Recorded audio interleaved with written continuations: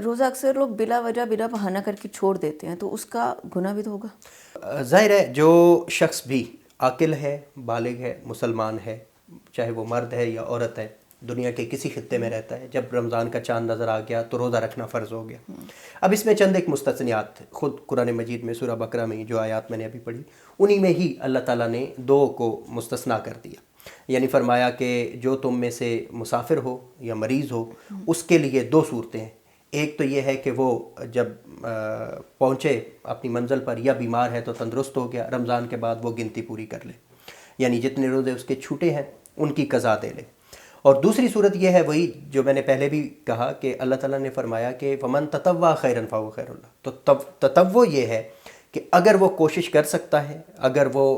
روزہ پہنچا سکتا ہے تو بہتر یہ ہے اس کے لیے، کیونکہ جو اجر روزے کا رمضان کے مہینے میں ہے وہ بعد میں نہیں ہے۔ تو اس مہینے کی فضیلت اور ان ساری چیزوں کو مد نظر رکھتے ہوئے کوئی بھی عاقل بالغ انسان جو ہے، مسلمان جو ہے، جس کو قیامت کے دن خدا تعالیٰ کی عدالت میں پیش ہونے کا یقین ہے،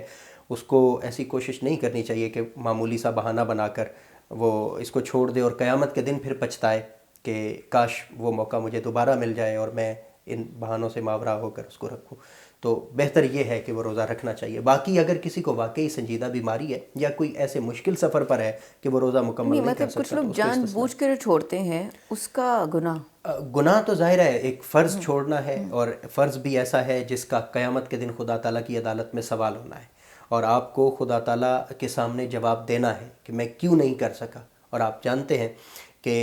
وہ دلوں کے حال جانتا ہے، ہم اس کے سامنے کوئی جھوٹا بہانہ نہیں بنا سکتے۔ تو اس دن